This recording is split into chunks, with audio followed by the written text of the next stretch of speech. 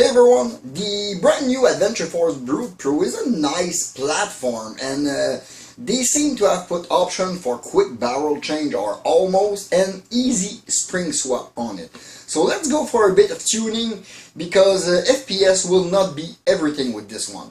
I'm your host Dave, welcome to Tag, let's get on the table. As I said, we're gonna go real tuning on this thing because I am not gonna go for the highest FPS. As a matter of fact, I am gonna try a spring I have in my stuff from quite a while, and I think this blaster is gonna be a good candidate. But first, I want to see how the stock spring, which is rather stiff, I mean, we still have a very stiff prime on this blaster with a good seal. So I want to know, if I swap the barrel just with the stock spring, how is it gonna go? Different length and different brand. I cut myself a rifling swing barrel. It was a section I had about this long. I cut it exactly to the length of the barrel inside this blaster to see if there is a difference between this barrel and the included one. This is going to give me a good idea of the quality of the included barrel compared to this swing barrel, which normally performs perfectly. Then I am gonna try a 15 centimeter Zenwiki barrel to see how the FPS behave on this thing, because this will surely increase the accuracy. But what about the FPS? I aim at having this thing at around 120 to 130. This is pretty much the FPS I was requested the most for this blaster, plus ease the prime. So I'm pretty sure my other spring is gonna solve the problem of the prime. But for the FPS, I hope 15 centimeter is not too much for this blaster. Assuming this is still okay, I am gonna go with a swing barrel of 18 centimeter that I custom cut to fit this blaster. It's 180 millimeter of barrel. I know this is a lot, but I want to see again how it will behave, because this length of barrel will be incredible for accuracy on this platform. And just for fun, I am gonna try a worker 21 centimeter barrel. I am gonna try to insert it the reverse way, just to make sure it fires and it seals properly due to the thread. But yeah, I want to try this barrel inside to see if it dramatically changed something. If it's probably way too much for this blaster, but who knows, maybe it's not way too much. For this barrel swap, this is an easy task. There is one screw on each side. This is very easy to undo. They really thought this blaster for the hobby, for tuning. I mean, they put everything rather easily accessible on it, and that is a very, very good thing. Then you just pull and the barrels follow. This is our stock barrel. This is my stock length swing barrel. Let's insert that.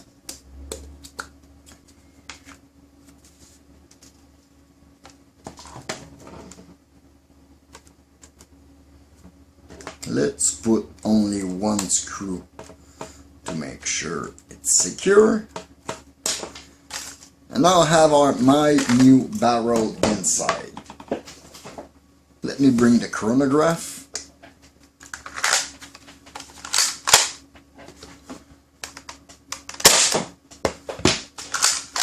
$144, $164, $158, $167,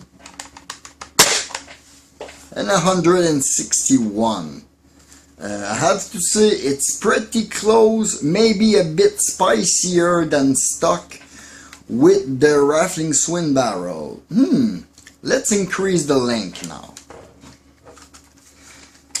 And for increasing the length of this barrel, I encountered my first problem, because the way this blaster is made, this little collet stops the barrel just there, so you are limited to this length of barrel, meaning it was time to fire up Fusion for the first time and make this little part for it, which is basically a friction fit, call it, for this blaster.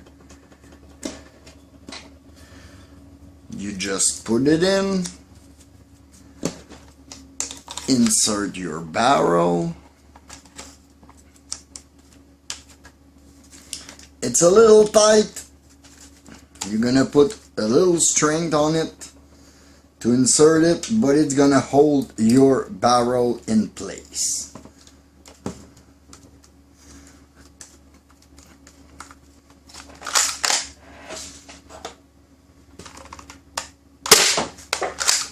$168, $162, $151, and $164. I think this blaster is not maxed out at 15 centimeters, because yes, the FPS moved a bit, but generally it was, let me check it out. Yeah, except one dart, it was pretty much the same thing, but more regular. So yeah, technically, let me try my 18 centimeter swing barrel on this thing.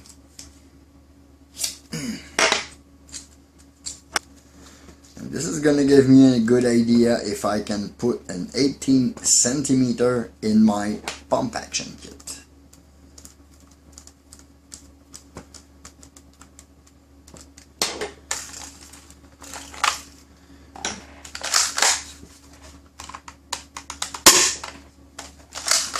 $106.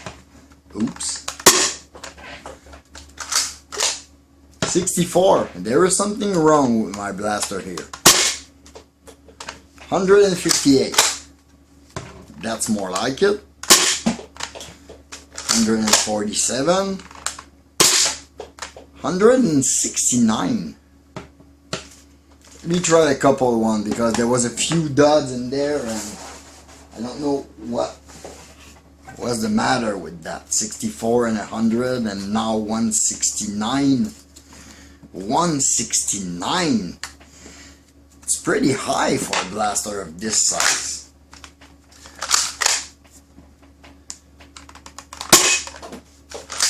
$143, $144, $153,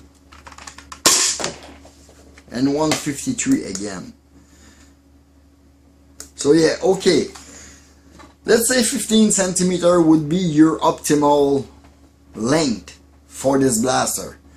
18 is a bit much, but I might upgrade the spring for my pump kit. Let's say for my pump action kit, this is going to be the barrel I use. If I'm using my little roller prime kit, because yes, I made a small prime with the little bearings inside to help for the priming, which is basically this thing with two little rollers. This part was needed for my pump kit, so I decided to just make a small slide prime out of it. So if I'm using this thing, yeah, I'm gonna use 15 centimeter barrel, plus those Zenwiki barrel are very, very good quality. Do I dare use the worker barrel? Yeah, let's try use that worker barrel.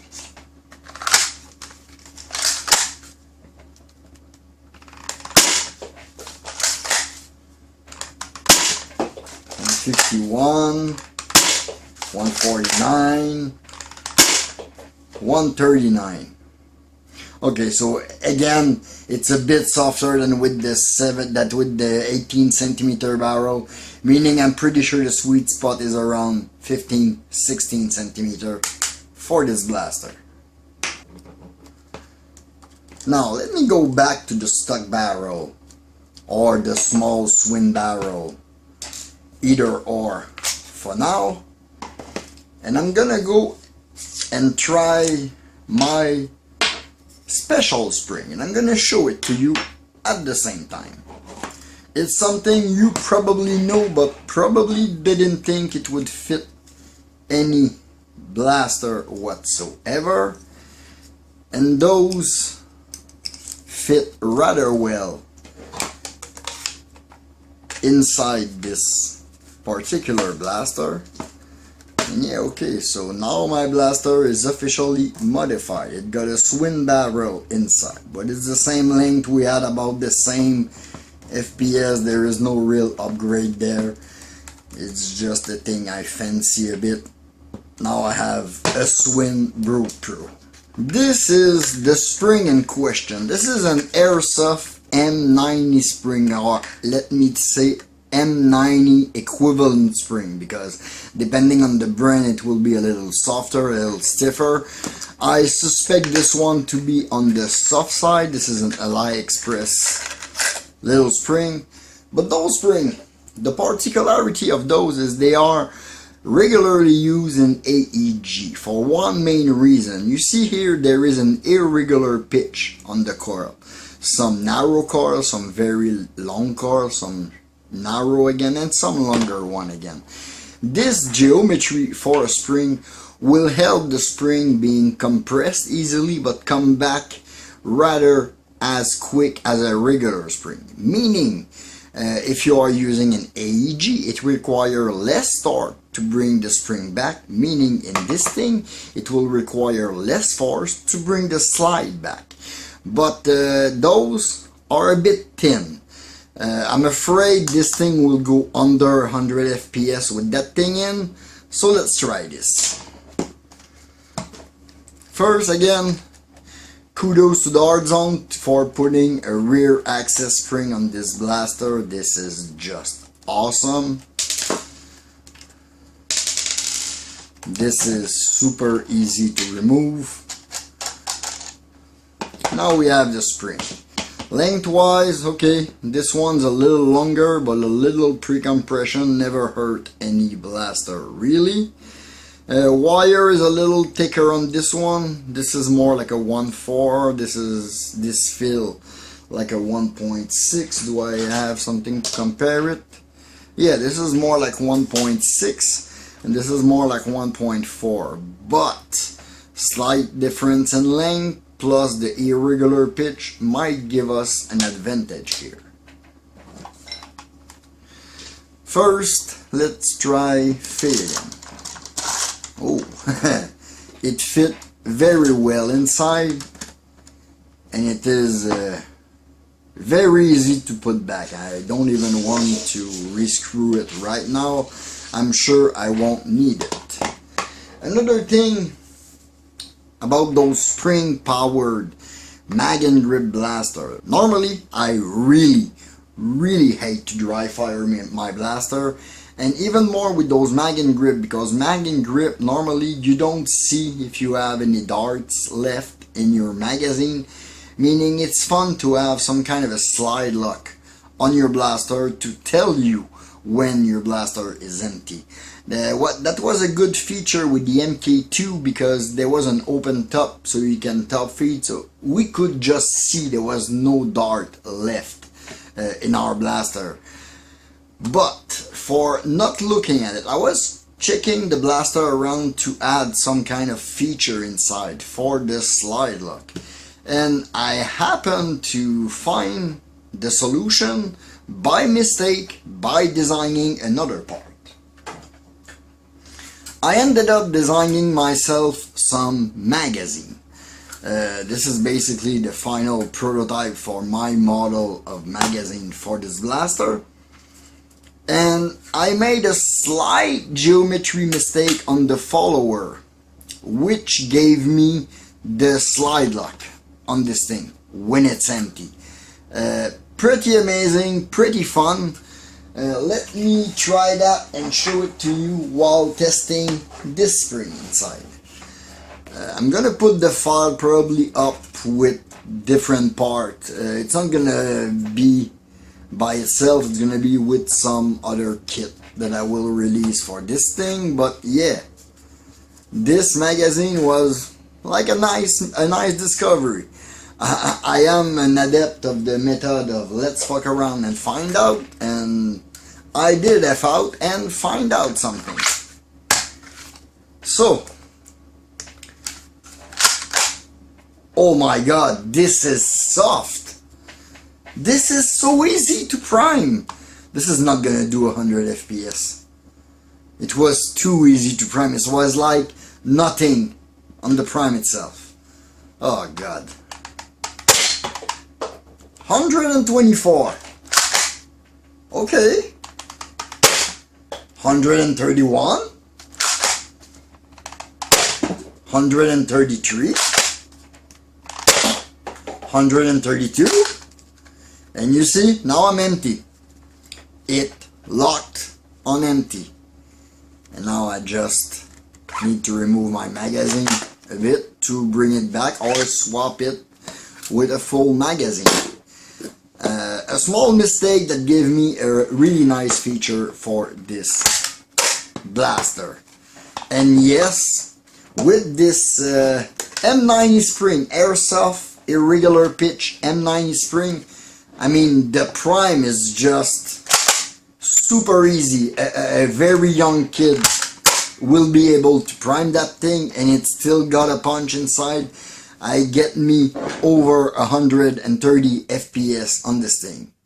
I think this is a success. This little tuning video testing this blaster, I think I have my recipe now. I'm gonna go with a probably stock spring, or maybe something stiffer for my pump kit, and an 18 centimeter barrel.